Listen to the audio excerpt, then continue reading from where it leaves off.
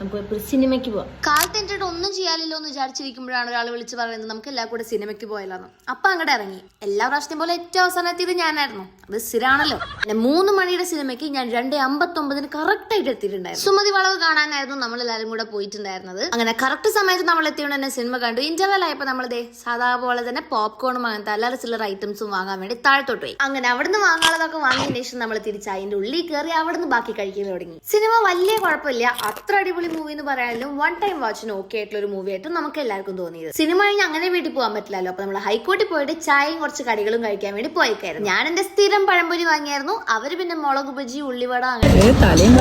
അവിടുന്ന് അവസാനം ഈ ഒരു കോളിഫ്ലവറിന്റെ ഈ സാധനം വാങ്ങി കഴിക്കുകയും കൂടെ ചെയ്തതിനു ശേഷം നമ്മൾ മറൈൻ ഡ്രൈവിന്റെ അവിടെ പോയിരുന്നു കുറച്ച് ഫോട്ടോസ് എടുത്ത് വർത്താനൊക്കെ പറഞ്ഞ് അവിടെ ഇരുന്നു. ആ വഴി കൂടെ പോയി എല്ലാ പട്ടിക്കുട്ടിനും പൂച്ചക്കുട്ടിന്റെ ഇതേപോലെ ഇവർ രണ്ടെണ്ണം വിളിച്ചു വരുത്തുന്നുണ്ടായിരുന്നു. അങ്ങനെ അവിടെ നിന്ന് ഇറങ്ങി നമ്മൾ തിരിച്ച് ക്യൂൻസ്വേയിൽ പോകാൻ നിൽക്കുമ്പോഴാണ് വഴിയുള്ള ചരടുകളിൽ ഉപ്പിലിട്ട സാധനങ്ങൾ.